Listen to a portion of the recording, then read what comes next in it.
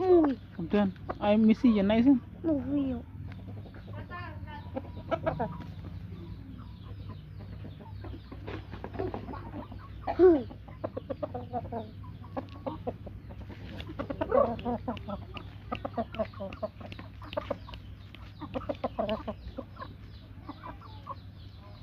Tôi đi hiên mà đi ta. Đi anh đấy. Hiên. Đấy đã chỉ lâu mà nó chưa. Đây. Lẹ mau mà bùi. Mau.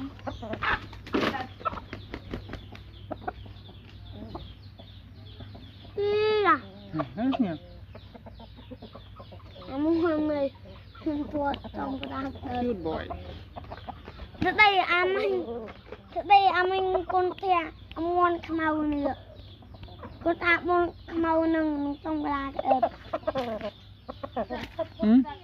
hiên mà đâu. Hiên thế. Bợp xây bị khmar bị hiên. Vang mà nó bị gọng. Đấy. Vang mà coi.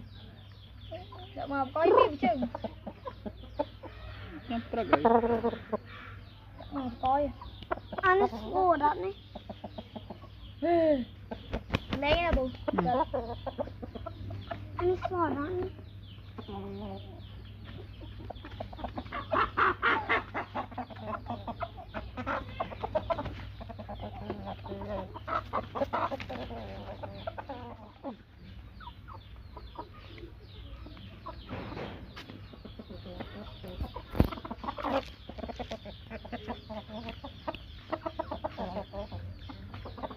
Vang vô vô thay tụi vang ở bù.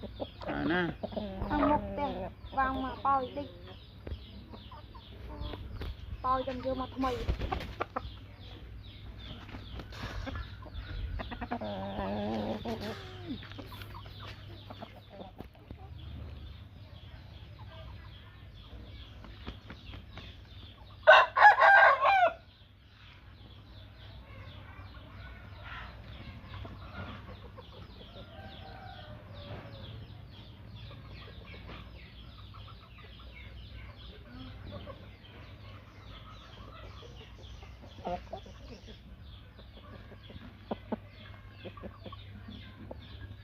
Good boy.